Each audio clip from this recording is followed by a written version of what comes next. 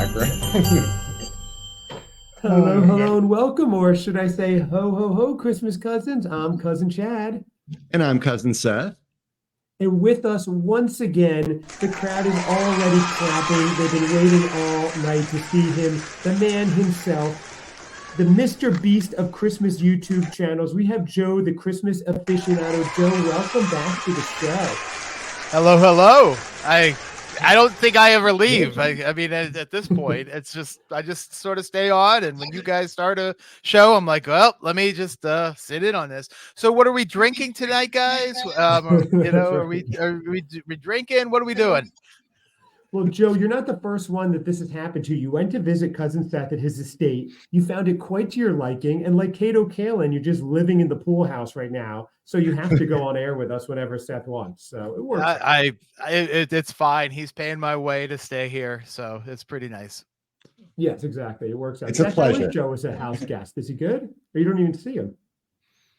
Yeah, no, we've run into each other a few times, but yeah, he's great. It's from what I hear. I mean, he obviously has the staff dedicated to him as well. So separate staff. Okay. Yeah, and I wanted to outfit the place with some of his creature comforts and stuff. So, his lightsabers and stuff like that, and tattoos and guitars. I hope it kind of looks similar to what you're used to.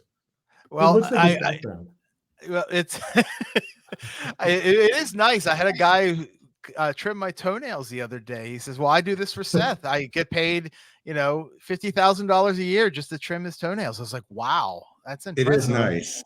Yeah. He lives with Seth's custom roller like Snoop Dogg has. It's a whole thing. So staff upon staff upon staff.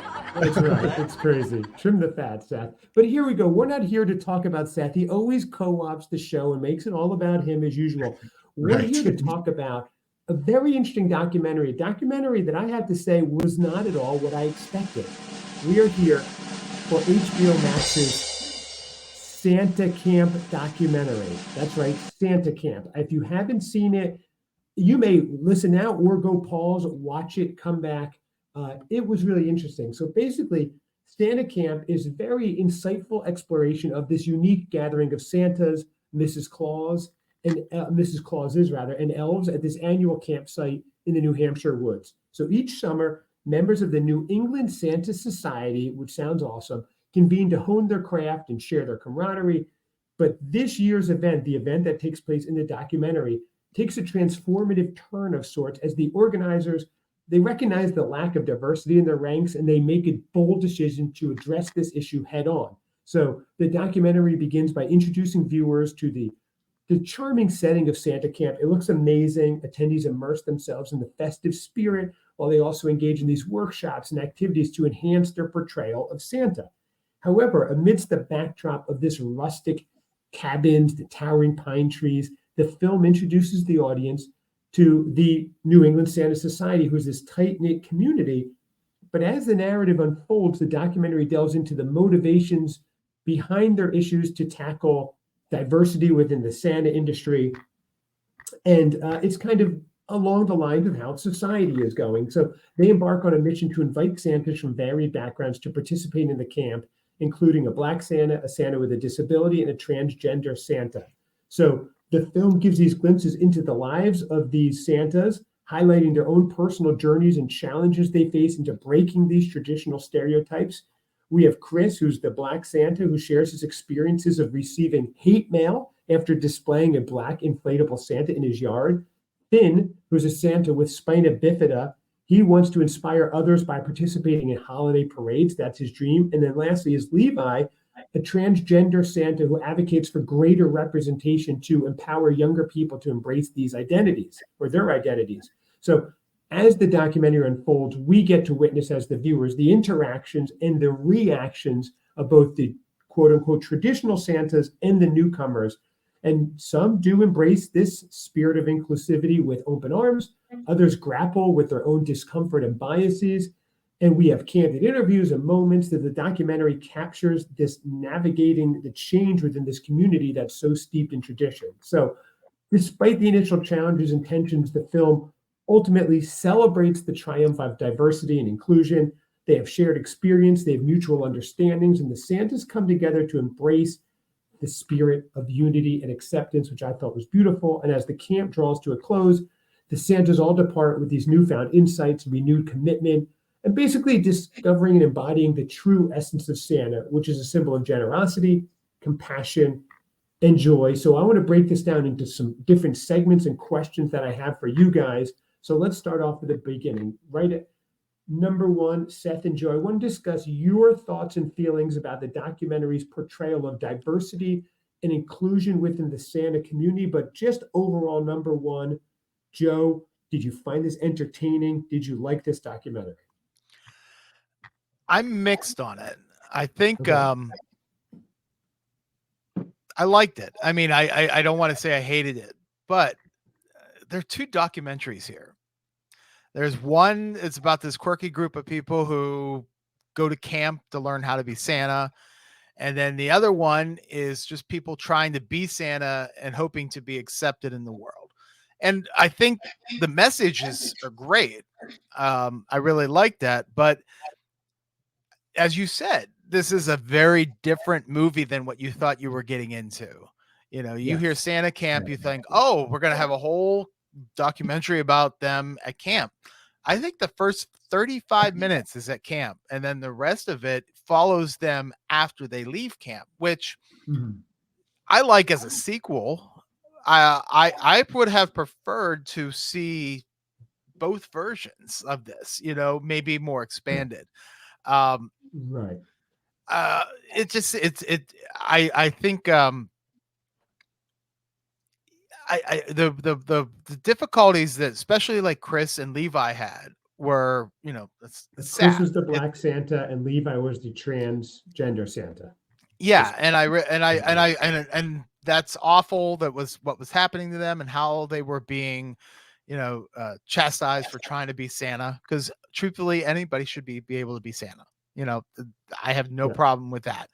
But I also felt like we got robbed of, like, what we saw a little bit of the training, but not very much. And I'm like, I wanted to see more of that. I wanted to see what they do and how they practice that. And they hinted at things that I thought were not explored. Chris mentions that he felt always uncomfortable and that it was bad moments there, but you didn't really see that. And so it felt like they were glossing over some of the things that the experiences that they had at the camp, and then focused directly on how the public viewed them. And so I don't know. There was like, I think I wanted more. And so maybe that's why, maybe that is good. But I think what I wanted was one about camp and then one about trying to be Santa. And those are the two documentaries that I'd like to see, but separated.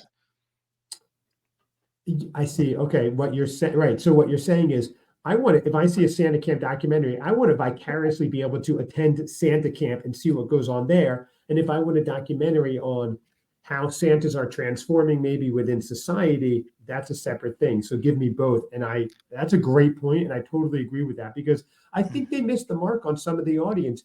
You're getting people who may want to see the documentary about the inclusion, or people that want to see the Santa camp, but you're not even getting them to click on because it's not clear what it's about. Seth, what was your take on it? I mean, I initially went into it thinking that it's going to be this movie about going to this weekend retreat. They showed parts of it, and, you know, learning how to say ho ho ho properly, and, you know, getting your sled prepared. WNBC. All those things. And you know, you want to see those things, and just even maybe the hijinks that happens after hours or by the camps, the fire, and they did show that, but obviously it goes into these other stories. I didn't have a problem with it transitioning into the other stories, and once it was in those, and they start introducing, you know, I was calling cousin Chris, or so calling everybody cousin Finn and everybody, but Santa Finn and Santa Chris and Santa Heidi, and just all those people. It was like their stories. I was immediately just captivated by the stories. I was like, okay, I was in that, and so yeah, I was in those stories. I was hoping it would have been nice, and I understand to see other things where they follow their stories or maybe go a little more in depth. But you got the general idea and stuff. And I think in 90 minutes, they showed a lot of some people changing over their kind of their views and thoughts and kind of letting down their guard. And which was nice to see, yeah. Was it what you expected, Seth, or did I ruin it for you? Because I think I might have texted you and said, "Hey, check out Santa Camp." It's probably not what you're expecting. I forget if I texted it or not. Yeah, it's but it didn't affect it when I watched it. I was like, there was no point. I was like, oh well, I feel like I've been sold a bill of goods. I enjoyed it, and it was yeah, I felt. Yeah, I didn't have to see drunk Santas, jumping out of their hotel rooms into hot tubs or into the hotel pool. What's that? Yeah, it would have been nice, though. Well, that begs the question: do we make that documentary? I mean, it's yeah. The price point. I was kind of surprised. They did a flash of it. I think for that weekend retreat in New Hampshire, it was like $580, maybe $600. Maybe that's a little older, so maybe it's a little more now. But I don't know. That's worth it just to go and enjoy the woods of New Hampshire for a weekend at that rate. Yeah, absolutely. And it's which, by the way, I do have to give a shout out to, you said Cousin Chris from ChristmasEveryMinute.com. He's the one who brought this to our attention. So thank you, Chris, for letting us know. So we had to check this out about it. Okay, so what are your thoughts and feelings about I know we discussed it wasn't what you expected, but Joe, if you want to take this first, your thoughts and feelings about the documentary's portrayal of diversity inclusion within the Santa community, or how they were trying to get within the Santa community. So I think it's hard to say completely on their portrayal of diversity. The leaders at the Santa camp seem to be completely on board with bringing everybody around. But I think I mentioned Chris in the documentary said, oh, it was challenging to be there. And there certain things were said. And we did see one thing that was said, but I don't think it was what he was probably referring to. So it seemed like he had a tough time at Santa camp. And I felt like they kind of hid that. And and maybe that's because they didn't want the camp to feel like they were trying to say that, some of the people at that camp were not in favor of this happening or whatever. But you know what? The one thing I did find was amazing was all of the Mrs. Clauses were so welcoming to everybody. And I really, really liked that. I really liked that all of Chris's neighbors bought the black blow up Santas and put in their yard. I mean, to me, that is what I would want to do. I would want to have, if someone said that I shouldn't have that, well, automatically my brain goes, well, no, I need to have that. For those of you who didn't see that, I just want to say what happened. So Chris was the black Santa, and he put out a big blow up black Santa in his front yard, and he actually got a letter from a neighbor who was like, don't do that in our neighborhood. It was really racist. It was horrible. So instead of kind of shirking away from it all, he and the neighbors rallied together, and in support of him, they all got all these inflatable black Santas throughout the neighborhood, and just it was overrun with it in terms of decorations. And it was amazing and supportive. And it was so cool to see, to support Chris and his family that way, and to really show that racist neighbor, we're not putting up with that. That's not what this neighborhood's about. And it went completely 180 in that neighbor's face, which was awesome. Yeah, there's someone, his neighbor to his backyard or something has a gigantic Confederate flag hanging there. And it's right. So you just imagine his entire neighborhood surrounding this guy's one house. I mean, I guess the assumption is that this guy probably sent a letter or something like that. So I wish they talked to that neighbor. I don't know if they tried or not, but that would have been fascinating to find out who sent, if they could have, but you would think it's the guy with the giant Confederate flag. Odds are the guy's going to, not talk to anybody, or maybe they did. Maybe they tried to, and he's like, no, I don't want the world knowing I'm a racist piece of garbage. The one story that I felt really kind of was put off to the side was Finn.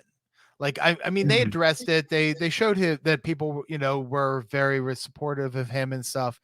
But I think the other two, because of Finn the, was the one, just so people who haven't seen it, Finn had It's, spina bifida. So he was, yes. and also Mhm. had difficulty speaking. So he was the Santa, I guess you'd say, with the disability. yeah. Yeah. And so it's like the other two stories lines were so, I guess, so overwhelmingly awful, like the Mhm. response that they were getting, that his was just a general, like, yeah, you could do it, man, and I felt Right. like that was, well, that was a positive point of it. I didn't really feel like they gave him the right, they didn't give him enough credit, I guess, for showing that he can be Santa, because they had him in a parade. But I'll be Mhm. honest, that parade kind of felt staged a little bit. Yeah, Um, absolutely. It wasn't real big. There was a grouping of people.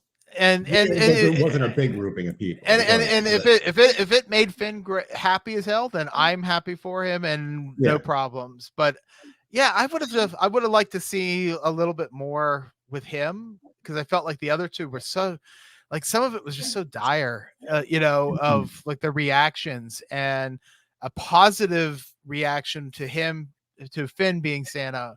I would have loved to seen just a little bit more of that. So I will tell you, so for the better part of 5 years, I had different jobs working with individuals with disabilities, special needs of varying degrees. A couple individuals with very similar disabilities to Finn and stuff like that. One of my jobs that I did was job coaching, or getting people, finding a job that they could do, something they're comfortable with, and job coaching. So whatever that is, folding boxes at a pizza place, and then gradually working up from there, and make just different things. Seeing all the unit. So what do I say? So I'm out in the public a lot, and what they call the community and stuff, with individuals, and they're working and training them and stuff like that. And it's great. You're working against all these things, but as far as the general population, people don't know how to interact. They don't know. In some cases, if someone's having, these individuals is having an episode or an issue or something, people, they don't know. And when they see you with them, they don't know what you're doing, and it's a very tense situation, stuff like that. So in the documentary, seeing them when I think it's Santa Dan, is he kind of like the head guy? I think he's the main. He asks questions. He's very upfront with it and open. He's like, I've never been in this situation. I don't know. And so I'm watching it, not necessarily be critical of it, but I'm watching it to kind of see how he's doing it, and how he's introducing himself and stuff like that. And it was good. You don't know how they'll react either. You don't know how these guys who are so entrenched in tradition will react to all this. But Joe's right. Yeah, The absolutely. the Finn, who had the spina bifida, Yeah, they're going to be generally nicer to them. How are they going to accept the other Santas as well? I think the documentary is like, this is more of the question for them. Now, one thing right. that we haven't touched on, there was a member of the Santa group who passed away. They show him at the beginning, and they all want to Yeah, honor his memory. He was like the oldest member, the leader. And he said something at the beginning, which was so beautiful. I'm sure you guys caught it because it was resonant throughout the movie. They said, God makes no junk, or something to that effect. I might be getting it wrong. mhm, Which was like, everybody who has been created, they have value, they have worth. There is no junk, so let's honor everybody in all these different types. And that kind of resonated with all the Santas, and gave them leadership to kind of follow through and act the right way. So I thought that was fascinating, because I didn't know how it would go. I thought that these guys might have been like, I don't want any of this. We want to keep Santa how Santa's been, and that's that. And they struggled at times, but they ultimately were supportive, it seemed like, or at least how the documentary went. Mhm. So yeah. Joe, kind of going back to what you were saying about the Mrs. Santa round table. Mhm. That was interesting moment, because that was talking about kind of like the shifts in people. But was it Dr. Heidi, yeah, Levi's partner? She has that moment, and it was just Yeah. like, I guess that Explain it form for she people felt who haven't comfortable seen with. Oh, sorry, what's that? explain the moment for people who haven't seen it, because this is a really, and that was my next question, powerful moments of the documentary. So this is perfect. Explain this moment you're talking about, because I thought this is super powerful as well. My wife did too when Yeah, she was watching. Mhm. I think it's the equivalent of like if you go to like a big seminar or something and they have those like breakout groups. So this was the Mrs. Claus breakout group. And the whole idea is obviously the traditional idea of Mrs. Claus, and she's there supporting Santa, and she's obviously a white woman. She's dressed in a certain way, has a certain hairstyle, and that's been traditionally, and from what everybody knows. And here it is, this this couple, and um, you know, so you see, so she's going, it's not going to go as Mrs. Claus. She goes Dr. Claus, or yeah, I think it was She that said to Dr. them, Claus. look, I have a doctorate or something like that. She's like, I have a Yes. PhD. I want to be referred to as Dr. Claus, not Mrs. Claus. This is Mhm. 2020, whatever. And Yeah. you didn't know how people were going to react because they didn't know her. What were you thinking there, Joe, when she kind of boldly stood out and said that? I didn't know what the reaction was going to be. I like that part, but I think the part that was better was when she goes, when, the older Mrs. Claus, the traditional way, she goes, I do the things to support my husband, Mr. Claus, Santa Claus, to get him what he needs and all that kind of stuff. And then she was like, well, no, I'm Dr. Claus. I'm Santa's wife. But we support each other, and he supports my needs and I support his. And then that's when, that was, to me, that was the best part of the documentary, was that whole scene, because it was just like, all of a sudden, a lot of these older women were like, yeah, I agree with that. Right. Like, why is Mrs. Claus always like put off to the side? And they even mentioned it. They said, oh, when you hire Mr. Claus for an extra $20, you can get Mrs. Claus or whatever, something like that. And it's just Yeah. like, yeah, it's like, well, they come together as a couple, they work together as a couple, and Santa, while Santa, yes, is probably the main attraction for most kids, they would love to see Mrs. Claus, and they don't look at her as anything less than what Santa is.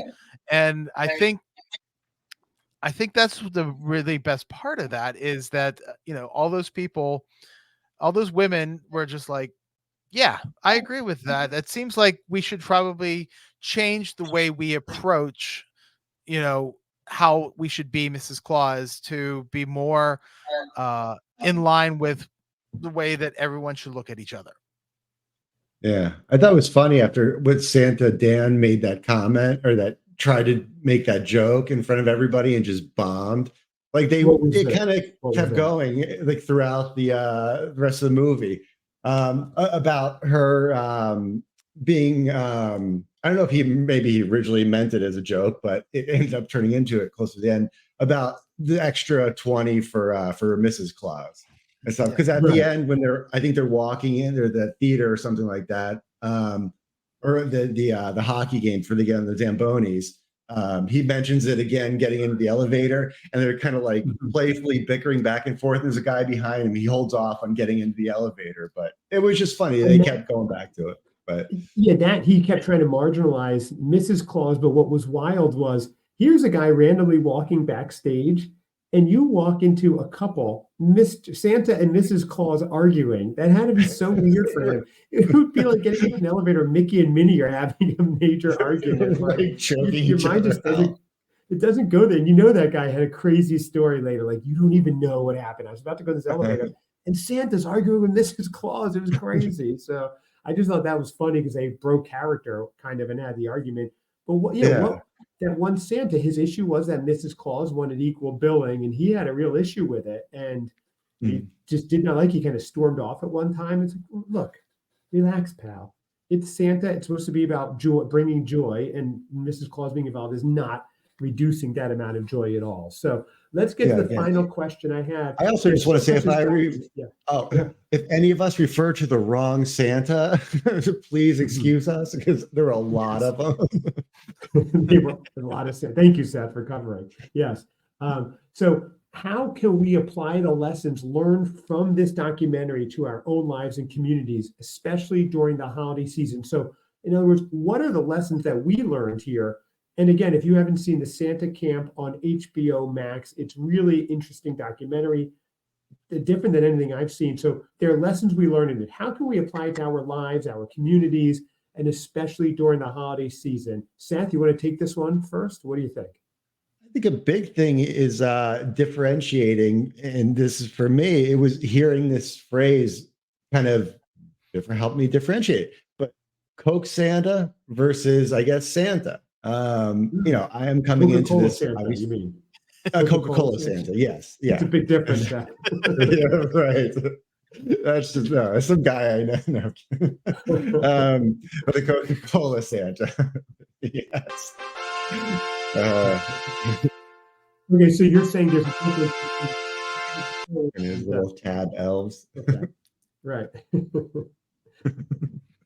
So Seth, get back. Yes. You lost it there on your Coca-Cola journey. I know. So the phrase Coca-Cola Santa, and that's what I've seen and I would commonly think of, versus more, it's just like Santa, the idea that it's much more general and inclusive, thing. And it can be anything you want it to be. I know it doesn't necessarily have to stand on tradition. I mean, it's nice. And there's some people that are going to hold to that, enjoy, and they can still do that. And they can still get their white Santa, or now they can get, a trans Santa or anything like that.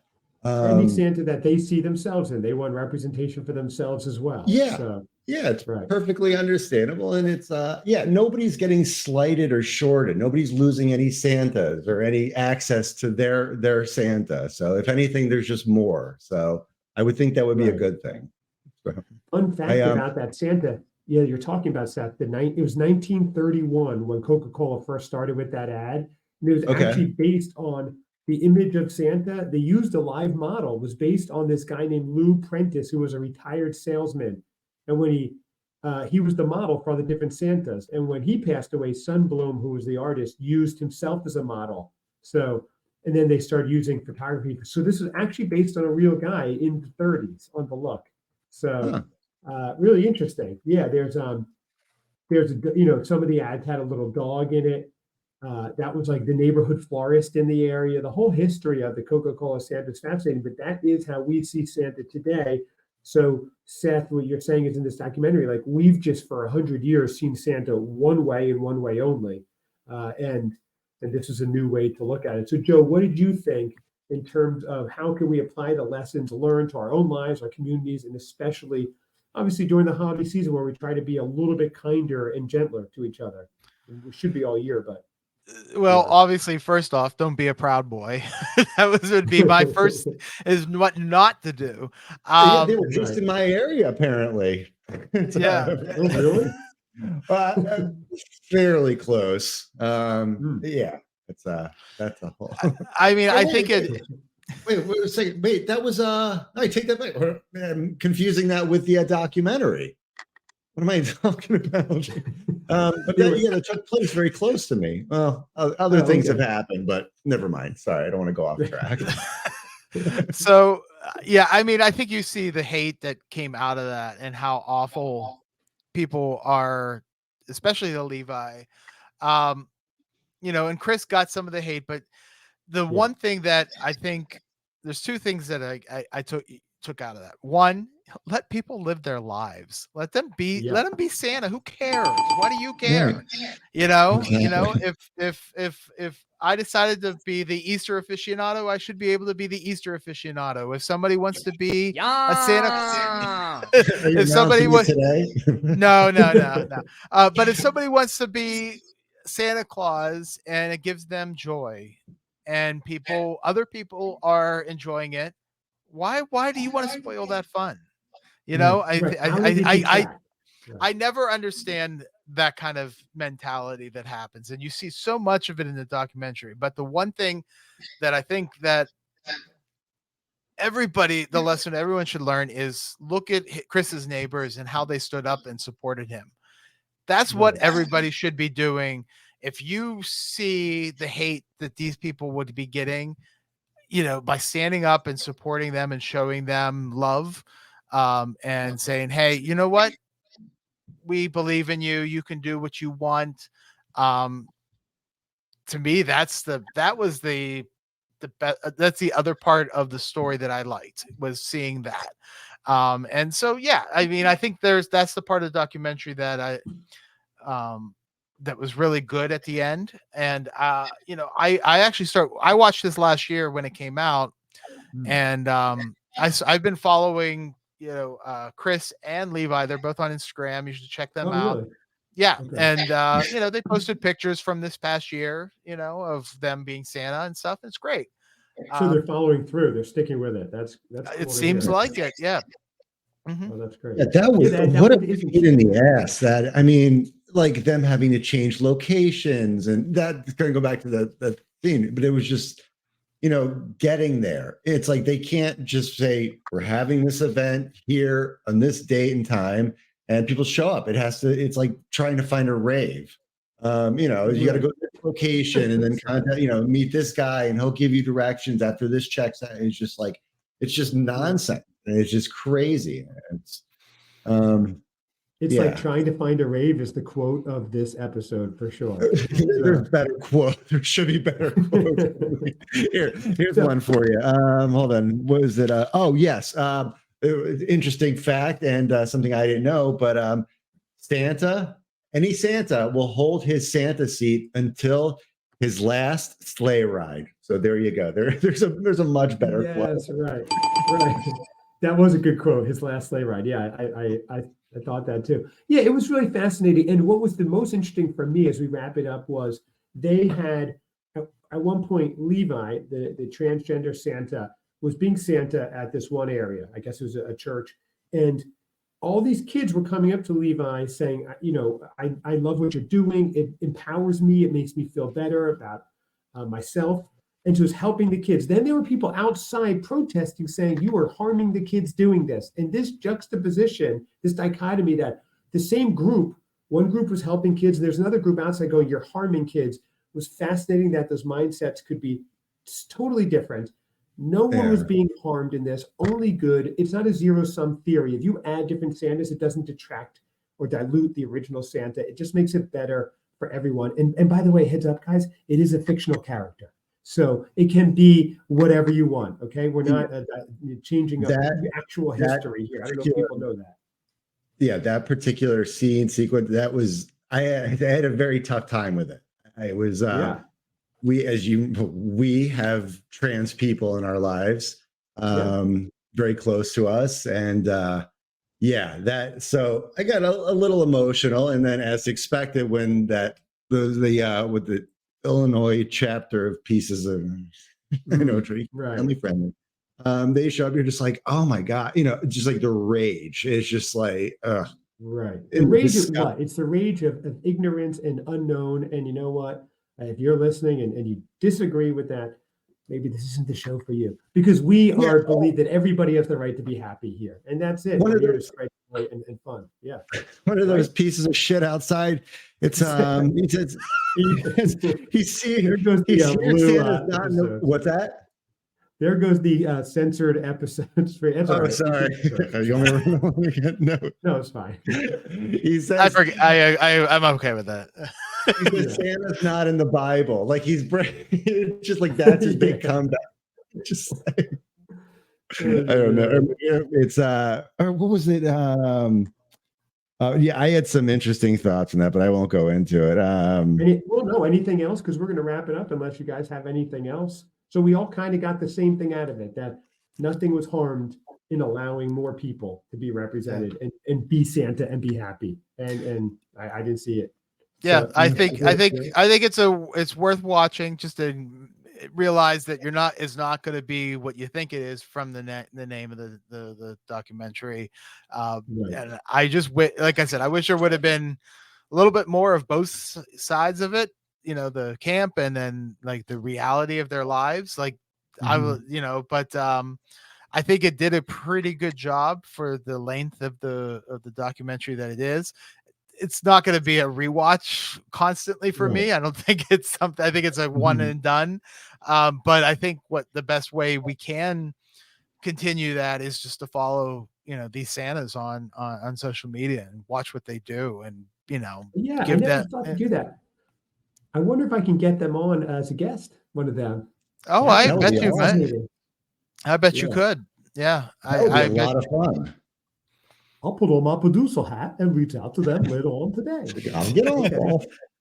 That's like awesome. So, okay, I'll have to get their Instagrams or their @s from you, Joe. Later, well, I could tell you right now. I know Chris's is. Make sure I have it just right. His is. Thought I had it right here and I didn't. Well, as you look it up, everybody check out Joe on YouTube @Christmas Aficionado and Instagram @Christmas Aficionado. You can find us @Christmas Cousins Pod. Email us christmascousinspod@gmail.com. Maybe you saw this documentary and saw something totally different out of it. Let us know your thoughts. That's fine. I'm open for discourse. I always say you can have different ideas, but you don't have to dislike the people with different ideas necessarily. So we're open to hearing your thoughts as well. Is that right? Does that sound accurate? Or does that make sense? Absolutely. I don't know. I've never said that before. So, well, we say that. So Chris is on Instagram. He is Black Santa Arkansas, all one word, and then Levi is trans_Santa on Instagram. I couldn't find one for Finn. I don't know if his family would have him. Have one for him or not. I was not able to find it, but they don't have very many followers, so we should probably follow along on their what they do every year. I'm sure they go dark. I'm sure in the middle of March they're not promoting Santa as much as maybe I mean, come on, you got to put out Christmas content all year long, people. Come on, all year long. But I think that's probably still active in the lifestyle. Yeah. We'll definitely give them a follow @Black Santa Arkansas @trans_Santa. Also, for those on the Christmas Aficionado page, he's launching the Christmas Summit. That's going to be out. This will be dropping this week as well. This episode, so it will be launching as well. So check that out. And if there's anything else, otherwise, gentlemen, let's wrap this one up. Yeah, I just have two quick things. And I can always keep an eye out for it. Those cinnamon cider donuts at the Tree Farm in Connecticut looked amazing. Good call. But the last thing I was going, I was thinking to myself, I'm like, well, what kind of Santa would I be? As soon as I saw that they do like padding, and stuff like that, like they can bulk you up and give you a beard. I mean, I would, if I was going to do it, I'd grow out the beard. It's not the biggest imposition. But what kind of Santa would I be? And I was just like, what would differentiate me? What would set me apart? Santa, a bag of cash instead of gifts. Right. Here, I don't buy yourself something. I don't have the time to go out to everyone's home. I was like an emaciated Santa that kind of rambles on and kind of forgets why he's there. Wait, why are you here? Instead of cookies, they leave you a little nosh, some rye bread or something. Exactly. Here you go. Do you want butter? No, dry is fine. Dry is totally fine. That's how I like it.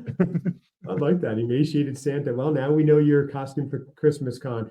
Joe, thank you so much. Everybody check out Joe Christmas Aficionado. Check us out @Christmas Cousins Pod. Thank you, crowd. Everybody.